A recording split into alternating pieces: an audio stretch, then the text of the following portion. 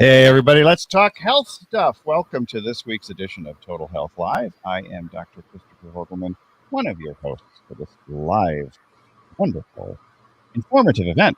And with me, as always, is the nutritionist to the stars, the inimitable, the incomparable, Monika Klein.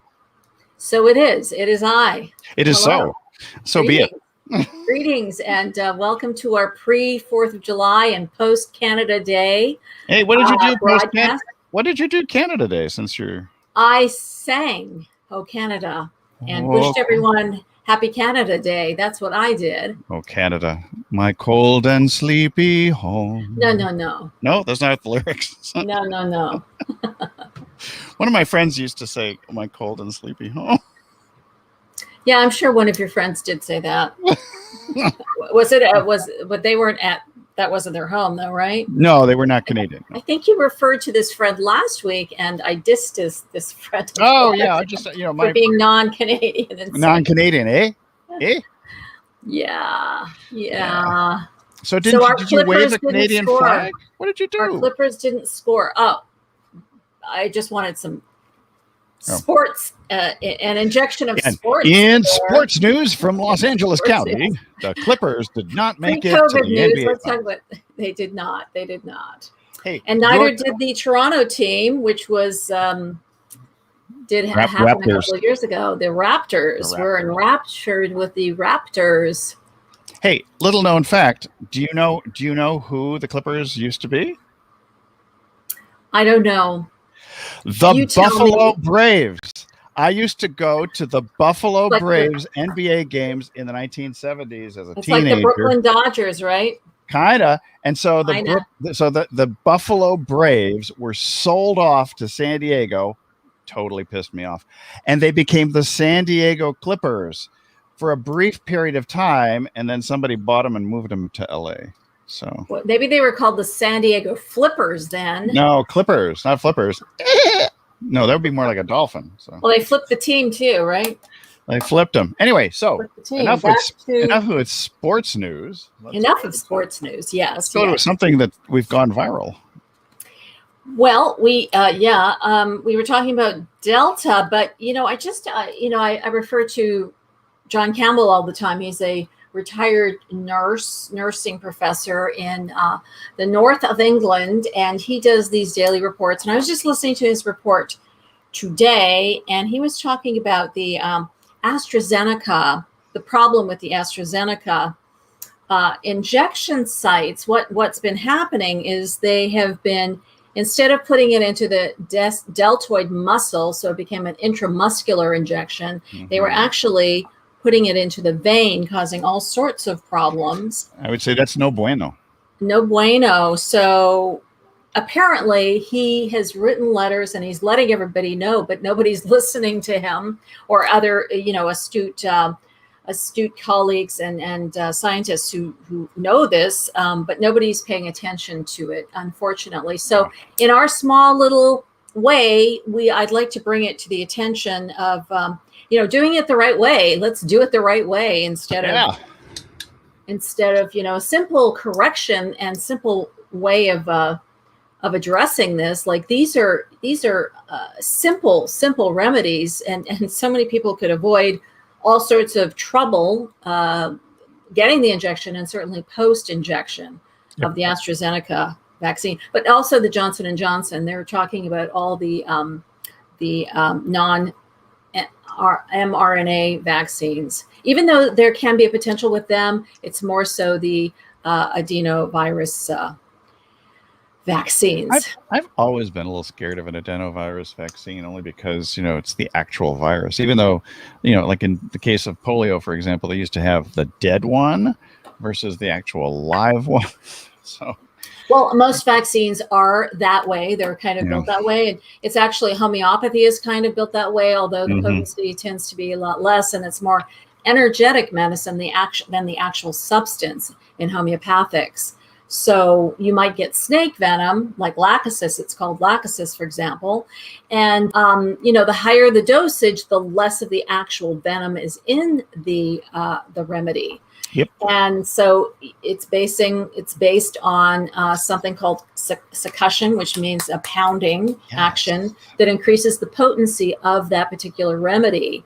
And there's very little of the actual substance in that remedy. And, mainstream medicine just can't grasp that, or doesn't want to, I'm not sure. But yeah, it's a very effective form of energetic medicine. Well, and homeopathy is the preferred method of medical care for the royal family. Yeah, I mean, it's been around. Samuel Hahnemann, I believe, 200 years ago, developed it, and it's been going ever since. By the way, there is a statue of Samuel Hahnemann in Washington, D.C., in our nation's capital, which That's I find wonderful. Amazing, actually. That's wonderful. Yeah, he did work with, I used to teach this. Homeopathic course. And so part of the course was teaching about who Samuel Hahnemann was. And he did a lot of work with malaria. Mm-hmm. And that's how he came upon this type homeopathy. That's how he came upon developing and discovering this very effective way of treating. I think he was using quinine. Yeah. Quinine. Yeah. So he wasn't using the actual substance. He started, developing and creating this whole new way of treating people. So pretty cool stuff. So back to what you're talking about with respect to AstraZeneca. We don't really. So AstraZeneca is in Canada. We haven't seen AstraZeneca here in the U.S. Actually, it's been mostly. Well, it's at Oxford. It was developed in the UK, and so it's being used it's definitely being used in Canada. Johnson & Johnson is not being used in Canada, but it's being used here. So I think most of Europe and the UK is using, if they are going to use this type of vaccine, they're using the AstraZeneca. Yeah, surprisingly, Pfizer is being used a lot in Mexico. I had no idea until recently. I was talking to my father-in-law down there in Mexico. Right. So, because I thought they were all getting the Sputnik, the Russian vaccine, and they weren't getting some of that. So. That's what we heard initially, right? Yeah. That's what we heard initially. Yeah. So anyway, let's see. I got to go to our little document so we don't miss anything today. So we're talking about that. You're talking about masks being shed. We do see a lot less of mask wearing, but what's really interesting?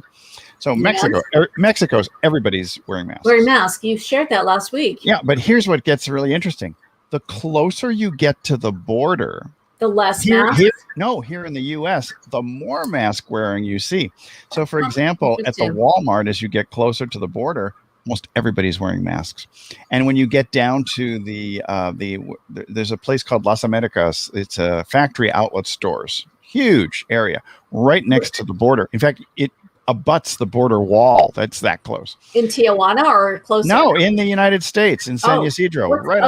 San Ysidro, sure. San Ysidro, right on the border. And there's so many Mexicans coming into the U.S. They buy clothes here in the U.S. because it's a lot cheaper than the Mexican prices. And then they head back across the border. And almost everybody's wearing masks in the outlets. I mean, in fact, they look at you very strangely if you're not wearing a mask, because that's the standard practice in Mexico. And so it's just fascinating to see the behavior of people who are not just Mexicans, but who have family in Mexico, and they are continuing to wear their masks. Like your family has family in Mexico. Yeah. But you're saying that most of Mexico, or just closer to the border, there's more of it, less. Okay. Mexico, todas personas. Todos. Everybody's wearing masks. Okay. But the closer you get to the border, more so. For chain stores, the more you see people wearing masks. It is fascinating. And are they only from Mexico, or they're also? No, they're U.S. people, and so but you see it within the populations. So, for example, when you see a greater number of Mexican Americans in the store, you'll see a greater number of people wearing masks. And do you have an assessment why that might be? It's just the I would just imagine that it's just the way things are, because things are being done, on the other side of the border in the United States of Mexico, which is the official name. Kind of crazy. United States of Mexico. it filters across the border in terms of what is looked upon as common practice and courtesy and respect for other people. Very Yeah, interesting. yeah, So there it's you go. sociologically, I think it's, part of it may be what I've seen in the past, which is that in Mexico, people tend to care for one another a lot more than they do in the United States. There's more of a communal sense and not as much of an individualistic sense, what's in it for me, that you see on the other side of the border. We make a great sociological study going from Yeah, culture to culture. exactly. Well, you look at caregivers or people that Yeah, help work in home health. You look yeah. at that, and a lot of them are from Mexico or Central America, or the Philippines. Or I mean, that's Africa or where. many places. Yeah. But mostly these, mostly here anyway. Here it's mostly Filipino population as well Hmm. as the Mexico and Central American. That's my experience. Hmm. And an interesting thing about that, because I was looking for more help for my husband this weekend, because one of our caregivers is gone for the long weekend with his family, Hmm. and I couldn't find anyone to help us this weekend. And a lot of people who are being discharged from the hospitals are not opting to go into skilled nursing facilities or rehabs. They want to go directly home. Hmm. That is the trend. I mean, no big surprise there. I mean, Yeah. that was a very, very dangerous place to be last year. Well, People's, it's also documented that the very worst place to be when you're sick and trying to get well is a hospital. And probably probably more dangerous than that are the long-term care facilities. well, the thing about hospitals is you have acute care. You have more care. Yeah. They're usually well funded, so you're getting the best of care. Hmm. Normally when my husband has gone, he's come out better, of course, than when he went in. There's Hmm. only been one time that didn't happen. So yeah, you're getting more acute care, whereas in skilled nursing facilities, of course, there's all the disaster from last year, but also no, there isn't a great level of care. So if you are, I'm talking pre-COVID, if you Yeah. do have to go to a rehab, you want to get in and out quickly as well, 3 to 5 weeks maximum. But unfortunately, it's hard to go back home if you don't have the help you need. So it's Yeah. quite a dilemma. It's a real big dilemma, because it's not going to get better. It's going to, hopefully we'll have more people entering this Hmm. field and be better paid, so that this won't be a problem, in the future, and it certainly is now. I was trying to get Amy Winehouse out of my head. I don't want to go to rehab. No, no, no. No, no, Um, no, no, and no, it's true, no. true, true. True, Don't true, want to true. go. Hey, and speaking of going, how are things going for the coming holiday weekend? I'm wondering, if people have concerns about that. Well, I think it's the big blast, right? It's like The everyone, like, big blast. a year and a half. It's like I'm free. I can get out, and one of my aides had reported that in the stores, a lot of people are stocking up with alcohol. Younger people are stocking up with alcohol, a lot of alcohol, and so it's. I mean, I called it the Roaring '20s, but I mean, I think it's. I don't know. It's like this. It started as the boring 20s. Yeah, I guess they had to ramp it up a little bit, but we'll see what happens. We'll talk next week. If you look at the vaccination rates in different parts of the country, you see places like in the South, like Mississippi, Alabama, I think their total vaccination is like 23% or so. So I would suspect that within, I would say, probably 2 to 3 weeks after the 4th of July, we're going to see some significant spikes regionally. So. Who knows? I mean, and who knows how skewed the news might be. So, well, but think about that. But Delta's travels pretty fast. The Delta variant. Yeah. So countries should have been, blocked off, but that didn't happen.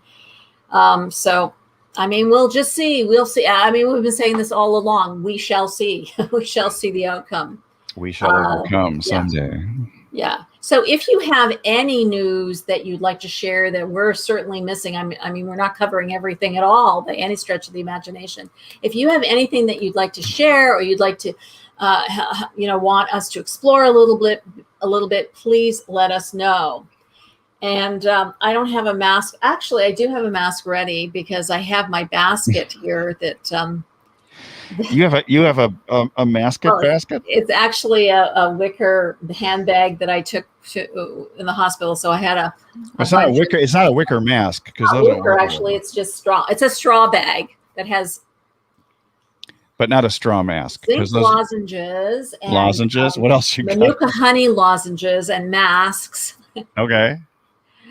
And a sweater, so because hospitals are get really cold. And but happy to say my husband's home. That's so we're happy to say and that. He's warm and cozy. Warm and cozy, being well taken care of. Again, it's not. It's where you want to be. It's where you want to be, at home, if you can have the proper care. Certainly. Well, there's no place like home for the holiday. Home. Yeah, you got to stay. A holiday. Yes, indeed. For a holiday. Patriotic holiday. Hey, by the way, too, in terms of healthcare, stay safe when it comes to fireworks. Every single year, people get their hands blown up and burns and all kinds of things like that. Leave it to the professionals. Do not do your own fireworks. I don't know if this is happening, but every year, from upstairs in my upstairs here, I can look at the window and it's like front and center, the best fireworks ever. So I don't know if they're doing it at the golf course this year, but if they are, I will be having a great show. You'll probably get that at the golf course if it's well watered. There are a lot of towns in California and all throughout the West who are, these folks are just not doing fireworks because the fire threat is so severe right now. So. Yeah, but that hasn't stopped them. The only thing that stopped them was COVID last year. That was it. So anyway, but that's the latest. We've had droughts before, and I know it's severe. It's quite severe. I mean, we had hardly any rain this winter, unfortunately. I look at places that I've lived before, and I see thunderstorms on my iPhone, on the weather, whatever it's called, the Weather Channel, and I see thunderstorms and lightning and pouring rain. I'm like, oh, it's so nice and refreshing. Totally refreshing. I love the smell of ozone after the storm. Hey, let's go to Q&A. Isn't that I love the smell of napalm in the morning? It is. It's napalm in the morning, but I love the smell Vietnam. I love the smell of ozone after a thunderstorm. So, I like the smell of fresh. I was going to say fresh, green grass and trees and that fresh smell. We have a raccoon in our sycamore tree here, and he is quite active. Well, he's a big guy. Speaking of organisms who are quite active, Victoria from Nantucket is asking. Is she an organism? She's an organism. We're all organisms. We're all organisms. She says, I love keeping up with my health. Well, congratulations, Victoria. I religiously get a yearly, I'm assuming you getting a yearly exam, and I have my blood work done as well. I noticed my cholesterol is hovering below 200, but my HDL is good, and so is my A1C. Should I be worried, and what should I do to have my cholesterol in a better range? Quite frankly, total cholesterol of 200 is actually okay, especially if you've got high HDL. That's the protective. The high density lipoprotein protects you from heart stuff. So I wouldn't worry. I mean, the big question is, what are your VLDLs, the very low density lipoproteins? What do you think? Should she worry? Yeah. I mean, we don't know what those numbers are, but for men, HDL should be above 50, and for women above 55. That's good. That's optimal. Let's say that's optimal. Mm-hmm. So, but more importantly is the cholesterol HDL ratio. Mm-hmm. And that is something that is often overlooked. I mean, that's a really important marker to see what your status really is. Did she say something about triglycerides? Nothing. She mentions nothing about it, but she's giving us the highlights of her blood work. So cholesterol, if you have high cholesterol, high triglycerides, high glucose, and high LDL and low HDL, that's sort of like an indicator that you might be in a pre-diabetic state. So, but you also have to look at the 501c, I said. A1C. 501c. You're thinking of a nonprofit nonprofit corporation, which I don't nonprofit know. blood sugar. I'm not sure if Victoria has a nonprofit, but that would be a coincidence. Nonprofit blood sugar would be Yes. not getting diabetes. That's a nonprofit for sure. So A1C, under 5.6 is really great. And so that's more of an indicator. That's a sort of a 3-month indicator of how your blood sugar is, how your diet is, how your blood sugar is in general. So if it's, say you have glucose, at about 95 or so, and your A1C is 8, then you have a little bit of concern. You want to look into that and certainly start looking at changing your diet for sure. But if your A1C is 5.3 and your blood sugar is a 101, that's okay, because that's only that day. You might have eaten more sugary foods or more starchy foods the night before. You might be under a lot more stress, which could increase your blood sugar as well as your cholesterol. So that's often overlooked too. Like stress can really, really crank up your numbers. Yeah. Yeah. So I think that's great, and keep doing that. Keep getting evaluated and keep getting staying active and eating well. That's And was there a question there? Well, yeah, the question was, should I be worried? And I don't. And should my cholesterol be in a better range? So we addressed all of that. Yeah. No, and speaking, so this seems to be a trend. So because Charlie from Kansas City is mentioning, he says that. Interesting. Is Charlie a guy or Charlie a girl? Like, I don't know. We don't know. It could be Charlene. Question. I don't know. It's not in the question. Anyway, the question says, I'm addicted to fast food. I can't help it. He's a guy. Charlie's a guy. Charlie's a guy? Okay. I know you do know. I've seen some French fry females who really love their stuff. Usually, my experience is Charlie's a guy? Anyway, I may be wrong, but... Charlie, let us know. Are you male, female, or are you in transition? I have no idea. But my doctor said that I need to make changes because he said I was pre-diabetic. What's the easiest and best way to turn this around? I don't want to end up on insulin if I can help it. And I don't blame you, because my father-in-law was on insulin, type 2 diabetic. First time I met him, I shot him with insulin because he couldn't read the little hashes on the... Yeah. And so, but he changed his diet. He didn't become totally vegan, but he became far more plant-based. He'll still occasionally eat a little chicken, a little fish, something like that, but no insulin required anymore, which is just, to me, was just an amazing testimonial to the power of going plant-based if you are a diabetic. My husband, or pre-diabetic for that matter. Yeah, my husband used to be insulin dependent as well, and then he started having low blood sugar in one hospital stay, and hospital stay sounds like a vacation. Hospital visit.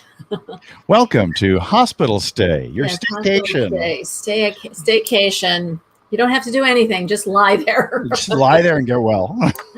Yeah. So so now he doesn't get insulin at all, but again, he's lost quite a bit of weight. So we don't know if you need to lose weight, but I think it would help if you're looking at markers that are maybe you should be talking to Victoria, see what Victoria is doing. Victoria's back in Nantucket in Massachusetts. Charlie, you're in Kansas City. But if you want to communicate with each other in the Total Health Live group, or Coaching for Health has an open Facebook page, you can hit each other up there. Not in any sort of an untoward way, of course. Yeah, and this is the beauty of having a membership, which we're probably going to have at some point. I know we've talked about it, but so that's, you could have the group support, which is so invaluable. It's a wonderful place to have a forum and to share your successes. So Charlie's asking, what's the easiest and best way to turn this around? I would just say avoid the drive-through. Is a good start. Yeah, and here's a secret to that is find another route home or to work or wherever you're going. Find another route, because when you do this, when you go past the same place, you don't even have control. It's like you're being overtaken by your brain patterning, and you actually are almost possessed. You can't control it. So don't go around or near places that would trigger that. I mean, it's really difficult because there's a fast food place on every corner. But you ask me, and I've said this for years and years. You ask me where fast food restaurants are. Places. I don't call them restaurants, but places. I don't know where they are. I don't know. I know. People sometimes like use them as a landmark. So it's near that McDonald's. It's near that wherever. I don't even know the names of them. Arby's or Burger Jack in the King. Box. It's near that place. I mean, yeah, really? King. Where? Burger King. Well, there's a Burger King down at the ferry landing here in Coronado. Interestingly enough, we have no drive-thrus. So if you really want fast food, you have to park your car, you have to walk in and order something and then come out. Yeah, so it's actually more difficult to eat fast food here because of that. I would like you to become someone who doesn't know where they are. I really would. Yeah, but not that you have some degree of amnesia or vascular dementia. No, not vascular dementia, that way. But healthy amnesia, where you forget the places that are not good for you. I know where they are because then I need to know where they are so I can walk away from them or around them. As opposed to the thing is, if you do know where they are, you're thinking about them. Whereas you want to replace that even concept of knowing where they are to another place, like substitution. You want to substitute your patterning. So where is the healthy place? Oh, where is my nearest Sprouts or my nearest health food store or my nearest, farmer's market instead? Learn about those places. So this is I think this is something that you can do and you can start right away. Go a different route. Do not go a different route.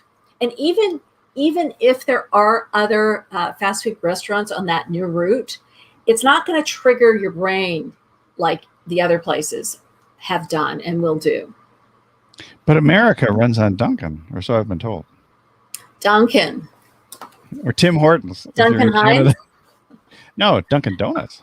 Yes, I know. I don't even know where Dunkin' Donuts is. I seriously. I do. It's hard to get to. That's the problem. Well, there you go. And there was another one. Wasn't there another one that was very popular? Tim Hortons. Oh, Krispy Kreme, for God's sake. Those. I've been to the original Krispy Kreme.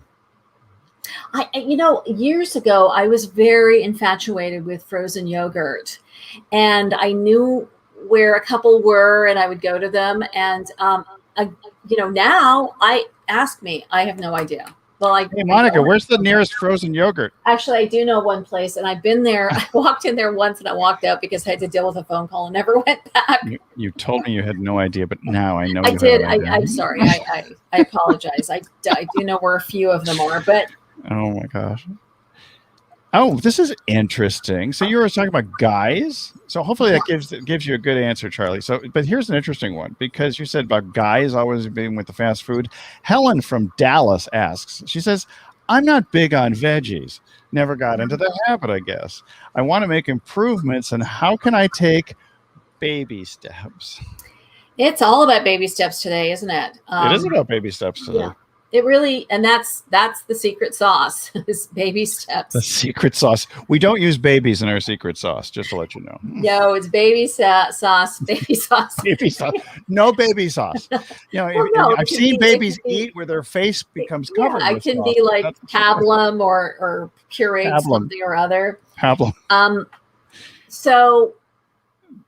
Okay, Helen's not big on veggies. There's a female who doesn't like veggies. Think about maybe veggies that might be more fun, like tomatoes, avocado. Avocado is technically a fruit, and so is tomato, but it's sort of, we think of it as a vegetable. So think of those things. Start incorporating those things. I don't know if raw would suit you better than cooked at this point, but. Carrots, wonderful carrots. They're these rainbow carrots. I love them. Those are my favorite, the rainbow carrots. They're great. So you have to gradually start bringing them into your food and into your meals. And so I mean, I'm not going to say force yourself, but I think if you want to start it, you have to start, trying them and buying them and going into grocery stores or into farmers markets. And maybe what you want to do initially is just go to those places. And as a client of mine once said, she was having religious experiences in the vegetable section. She was just like you. She never, ever ate vegetables. So by the time I was finished with her, well, actually the first few months, she would go into the grocery store and have these religious experiences. You want to, enjoy, if you, want to watch TV shows that are cooking shows, healthy vegetable cooking shows. I know Rachel Ray does or used to do a lot of those kinds of things, like healthy meals. So you can kind of get some ideas of what you can create, and you don't have to cook. You can eat raw. So that's easy. Carrot, crunch, crunch. Piece of celery, crunch, crunch. Crunch a bunch. Yeah. Tomato. So good. Do you have any ideas? I have a few ideas. Somebody's trying to call me, and I'm like, we're still on our live. We're losing some of your audio when you move around. Oh, sorry. Christopher. I'm having trouble because so many people are connecting with me or trying to contact me right now. I don't know if it's a party. Yes, so we are here and focused, and we care about you mostly, don't we, Christopher? Because well, I do. Yeah, there are family members and others who are trying to attract my attention, and they should know that I am now live. Yes, they should know you're live and that you are present. And that's another thing. You want to be very present when you're doing whatever you're doing, whether it's eating your wonderful meals. I'm hungry. You're hungry. Yeah, so I would want to be eating my wonderful meal right now. Well, when you get the chance to, I want you to stay present, no phone, stay present, enjoy your meal, really savor every bite. I'll savor whatever I can get my chompers on. So I hope that answered your question, Helen. From Dallas. It's not Helen of Troy. It's Helen from Dallas. So, yeah, in terms of baby steps, even simple things like increasing the amount of water that you're consuming can go a long way. And the other thing is, I would tell you one thing that my wife used to do for my stepson when he was much younger. We're talking about veggies, by the way. She was hiding veggies in foods that he was eating. And so, for example, he might not have liked a pasta primavera. We have all the wonderful vegetables mixed up in there. Yeah, that's fun. But what she did was she pureed the vegetables and stuck them in the tomato sauce. So it's one way where the flavor can mask. The flavors can actually mask certain vegetables, but eventually you learn to appreciate the actual flavor of the vegetables themselves rather than trying to sauce them up. And that's why a lot of people also have been doing smoothies and putting greens in there and all sorts of things. So that's another way. I don't want you to have greens every day, raw greens every day, because that could affect your thyroid function, and we don't want that to happen. But if you need to do something, do that. And pureeing, just as you suggested, is a great way. Yeah. The other thing you might want to consider is steaming vegetables. Sometimes is easier for people to tolerate who just aren't big on vegetables, and then eventually you work your way to raw or less steamed or less cooked. But you know what? Some people steam. I would just recommend steam because it's easier to digest. But think about like potatoes. Wonderful. I have these little fingerling potatoes that I'm going to make tonight, and sweet potatoes, baked sweet potatoes is. Artichokes. You won't choke on an artichoke. Actually, we have artichokes growing out here, but they've already started to go to flower because we haven't consumed all of them. Yeah, you have to be fast when they start. You got to be fast. I'll tell you. Ready. Yeah. Speaking of fast, let's make a quick trip over to Nebraska to Doris from Grand Rapids. She asked. Grand Rapids, Michigan. Oh, sorry. I was thinking of Grand Isle, Nebraska, and a few other places. I don't know. She just says Grand Rapids. I bet there's more than one Grand Rapid. It's Michigan. Okay, because I know there's more than one buffalo in the United States. In fact, I know there's many on the prairies. No, there's like 11 cities named Buffalo in the United States, which is most people. Yes, I know that's what Grand Rapids, the home of Gerald Ford, former president of the United States. She says a lot of family are coming out for the holiday weekend. I hope we will all be safe. Well, just stay indoors and avoid them.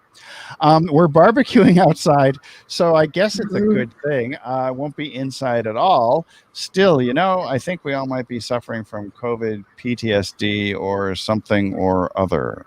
I'm not quite sure if that's a question there, Doris. Or something. Or something.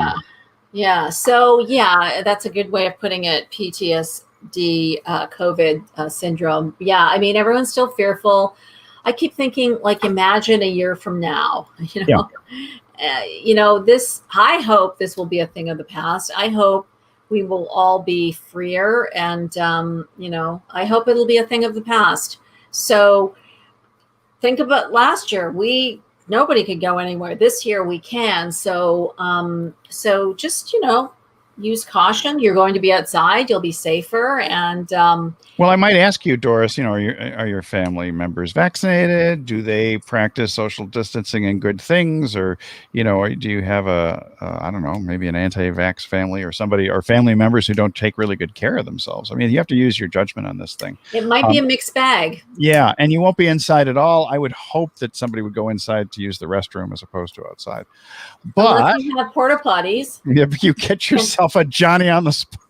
Depending how big your party is going to be. How big is this family? I mean, it's like on my wife's side of the family, the Mexican families, they have anywhere from 10 to 13 kids, and then their children, and suddenly you've got 45 people showing up at a small barbecue. So well, yeah. We used to have these big family gatherings because we were a big family ourselves. So yeah. Well, I think if you're outside, and we're not Catholic. You weren't Catholic. We weren't Catholic. We were Lutheran, but so it doesn't matter. They're a bunch of Luth women having lots of kids.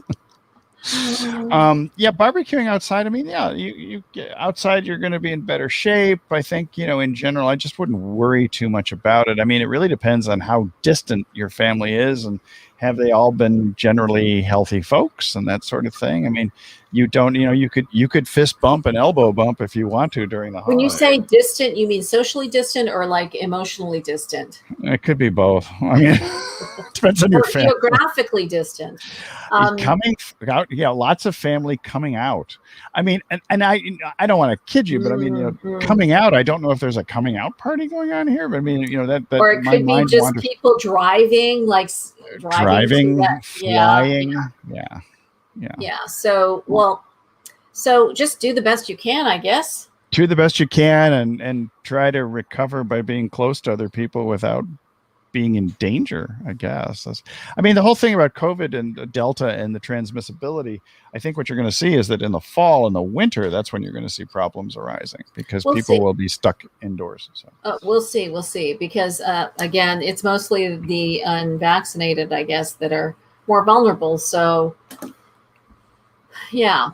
Hopefully they're not from Mississippi, Alabama, and all those other places. So we don't know.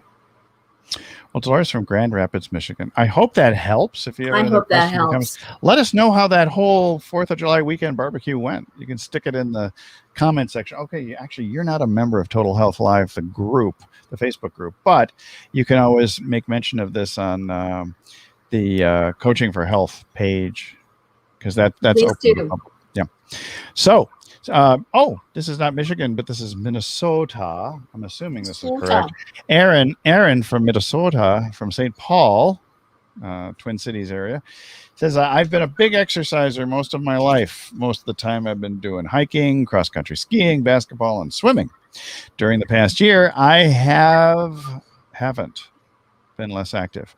Oh, I see what you're saying, Aaron. During the last year, I have been less active due to the loss of a family member. Oh, sorry for your loss. And additional working stress. It's been a very difficult year, but I do want to start back again because I'm not feeling good. I've got low energy, back pain, and headaches. Any suggestion? Wow, Aaron, you have been through the ringer this past year. Yeah. Sorry about that. That's a lot of stuff happening. Sorry to hear that, Aaron. Any thoughts? Well, I think you should just, it sounds like it was quite a loss that you suffered. And I'm sure you had difficulty.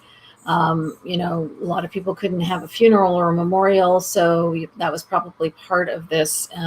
So I would say just be really, really easy on yourself. And I know you might be beating yourself up for maybe you perceive that you let yourself go, but Any Well, kind you're of loss. past cross country skiing season, Aaron, unless you're suddenly going to South America. Yeah, but it will And come. hiking is safe. Swimming is easy to do. I mean, basketball, that sort of thing. I think a lot of these things you can ease on in, as Monica would say, ease on in very Yeah, gradually. but I think you should be, really going through your grief period too, and not that it's going to end when you start being active, but just be gentle with yourself and take small steps. I mean, I think that a lot of people today are, you know, we're encouraging you to take small steps to start making some changes. And I don't know if you're depressed about this loss, but probably grieving for sure. But you just want to be gentle on yourself and start slowly. Start, if you're a walker, start walking out. That'll help you with some of your state of mind too.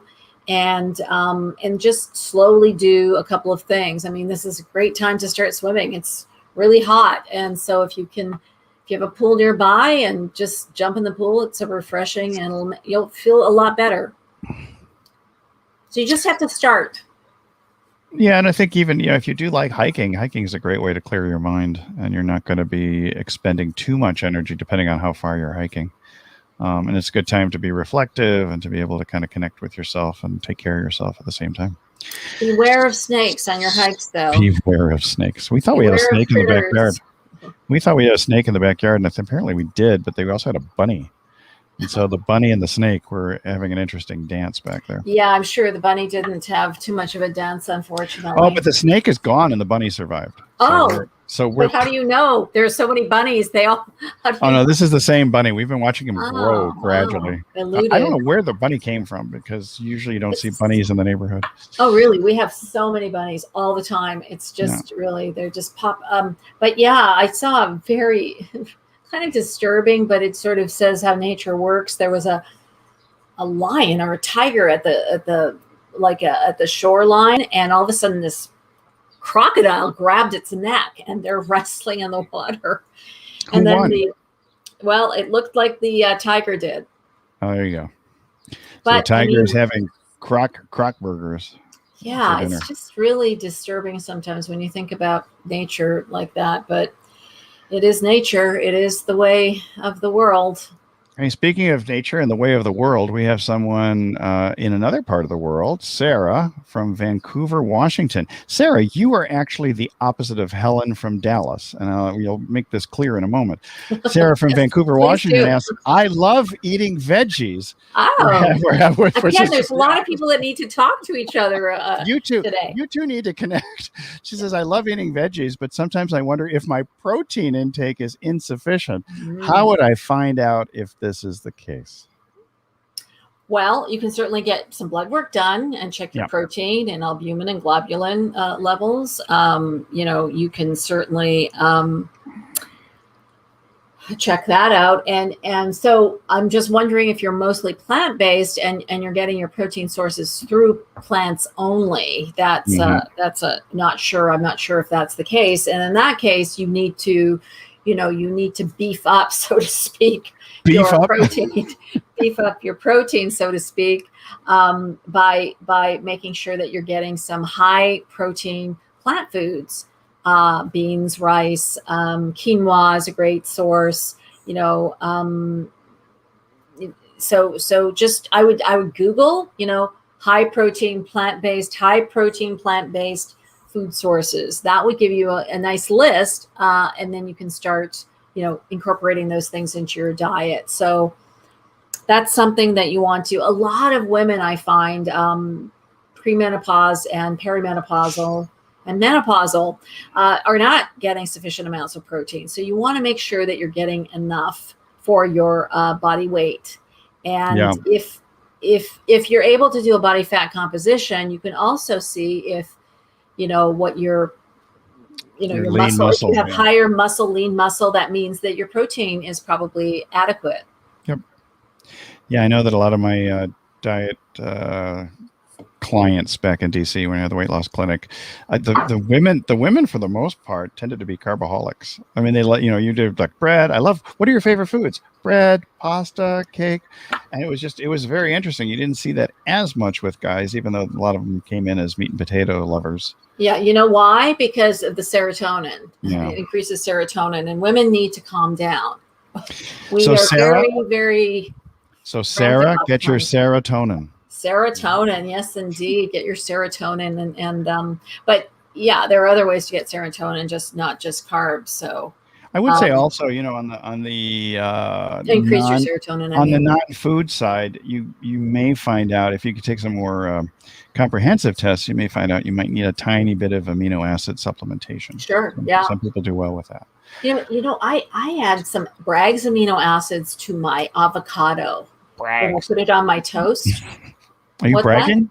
Are you bragging I brag about my Bragg's amino acids. You can look; it looks like soy sauce, but there's you just put a little bit in your mashed avocado, and I actually don't even put it on toast. Sometimes I just eat it out of the bowl, and it's so delicious. And that's a good way of getting a little bit more. That's your mashup. Mashup. I like to, speaking about, we talked earlier about different types of foods you could eat if you didn't want to have quite so many carbs and other things, and introducing vegetables. I love smashed cauliflower as a substitute for potatoes.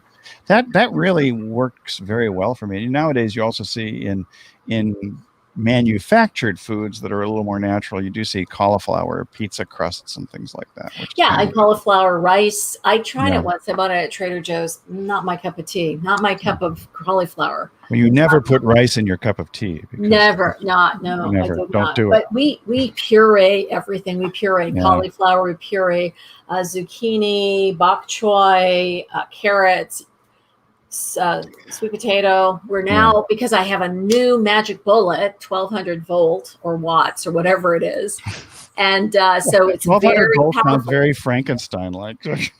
It's very powerful, so we can even do steak if my husband, because my husband needs more protein because he's a dialysis patient.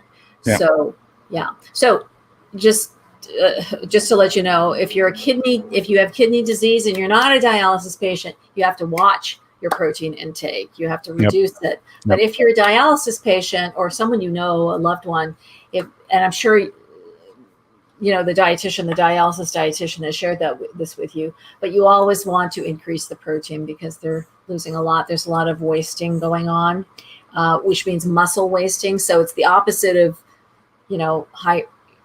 If you have sufficient amount of protein, you will not have muscle wasting. So there you go. You go. Hopefully that makes sense. I think that makes sense to everybody. So where are we at? I think magic bullet. I tell you, it's quite something. I think, well, actually, we're at a good spot. We're about 10 minutes before the hour, so I think okay, it's like therapy. Our time is up now. Well, I hope we did share some therapeutic ideas about how to get healthier and manage your way through the first big holiday weekend since we've been open. True. Memorial Day didn't quite count because we weren't officially open. So enjoy everything. Enjoy your table, your food, your friends, your family, and fireworks. It's food, folks, and fun, but not in a McDonald's kind of way. Yeah, and fireworks. A lot of F-bombs. All right, we'll see you next week. Enjoy. Bye. See you next week.